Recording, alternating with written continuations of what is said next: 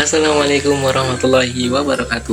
Halo guys, perkenalkan nama saya Dimas Bayutomo dari Universitas UIN Said Ali Rahmatullah Tulungagung, Fakultas Tarbiyah dan Ilmu Keguruan, program studi Pendidikan Guru Madrasah Ibtidaiyah. Di sini saya ingin menjelaskan terkait tentang komponen komunikasi. Komunikasi adalah proses penyampaian pesan dari seseorang kepada orang lain dengan tujuan tertentu. Nah, terjadinya komunikasi ini akibat dari komunikator, yaitu penyampaian informasi, dan komunikan, penerima informasi. Nah, dari penjelasan tersebut, yaitu komponen komunikasi pendidikan hampir sama dengan komponen komunikasi, hanya saja ada beberapa tekanan aspek tertentu. Nah, sebagai berikut.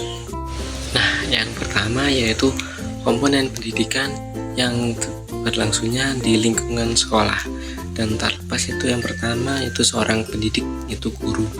Guru itu dalam artian gugu dan ditiru. Gugu berasal dari arti kata-kata guru yang sebenarnya yang didengarkan oleh anak didiknya, sedangkan yang ditiru adalah sikap dan kepribadian seorang guru menjadi panutan bagi anak didiknya. Nah, itu seorang guru. Nah, jadi sebagai komponen komunikasi, pendidikan akan melakukan minimal dua jenis komunikasi, yaitu komunikasi intrapersonal dan komunikasi interpersonal. Nah, dari komunikasi intrapersonal adalah komunikasi dalam diri sendiri dan hanya terlibat dengan seorang yang terlibat. Dari pesan mulai dari berakhir dalam individu atau masing-masing. Sedangkan adapun komunikasi interpersonal adalah proses pertukaran informasi di antara seseorang dengan paling kurang seseorang lainnya, atau biasanya itu di antara dua orang yang dapat berlangsung diketahui sebaliknya. Sebagai contoh yaitu guru saat mengajar di kelas. Nah, itu kita bisa ambil contoh sebagai komunikasi interpersonal. Di situ guru berkomunikasi kepada banyak seseorang, banyak seseorang yang berkomunikasi secara satu atau dua atau lebih. Nah, yang kedua yaitu peserta didik. Nah, dari tujuan utama pendidikan adalah pengembangan sebagai potensi pada diri peserta didik serta mempersiapkan peserta didik untuk masa depannya. Nah, sehubungan dengan komponen komunikasi tersebut, maka peserta didik tidak selalu ditempatkan sebagai penerima pesan semata. Contohnya, itu seorang guru itu kan pastinya akan memberikan banyak materi, memberikan ceramah, memberikan banyak, ya bisa dikatakan itu materi yang disampaikan saat mengajar. Di situ peserta didik itu tidak hanya diam saja, tetapi di situ peserta didik boleh menyampaikan pendapatnya, boleh memberikan pertanyaan atau memberikan jawaban kepada guru, seolah peserta didik tersebut itu aktif dalam komunikasi tersebut. Nah, yang ketiga yaitu pesan atau informasi.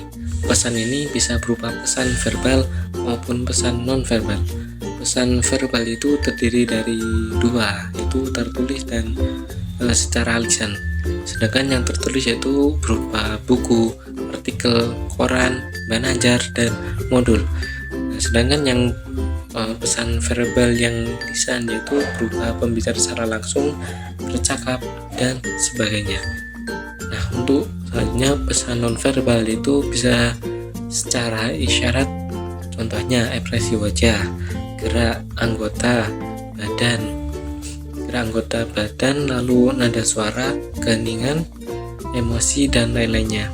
Contohnya nih ya, kawan-kawan dapat informasi dari membaca, dari pembicaraan secara langsung, bertanya-tanya ke teman-teman atau orang sekitarnya, masyarakat, orang tua, atau bisa juga teman-teman itu habis scroll TikTok, nggak tahu itu lihat artikel. Nah, itu kawan-kawan tidak secara langsung itu sudah mendapatkan informasi. Nah, yang keempat yaitu media. Nah, media sendiri itu biasanya itu tergantung kepada dua sifat, yaitu sifat visual dan audio. Nah, media yang mendukung itu seperti film, model, mic, LCD, proyektor, dan papan tulis. Dan di situ dari penerima komunikasi itu bisa kayak menyimpulkan.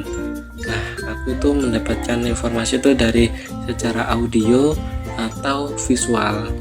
Itu si penerima komunikasi tersebut bisa mendapatkan informasi secara pasti dan jelas.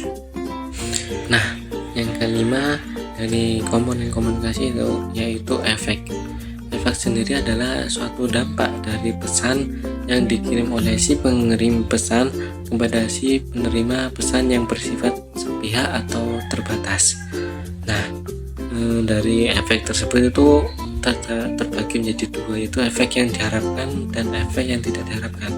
Contohnya ya, seperti seorang guru yang sesudah memberikan suatu materi atau informasi kepada peserta didik, itu akan berdampak seperti apa.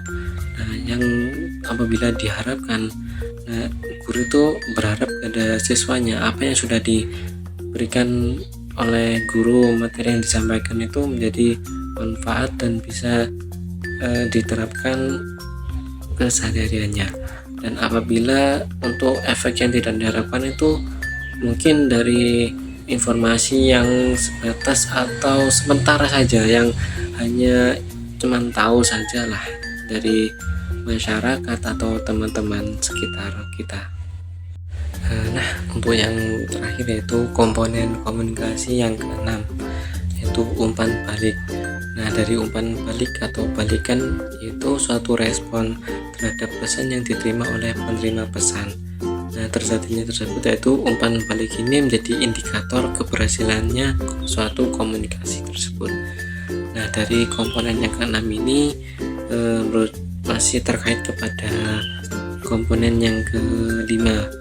Mengapa?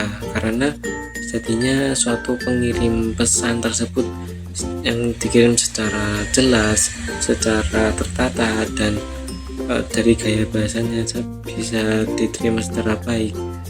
Jadi yang menerima pesan tersebut itu berhasil menerima informasi atau materi yang sudah disampaikan oleh si penerima pesan tersebut.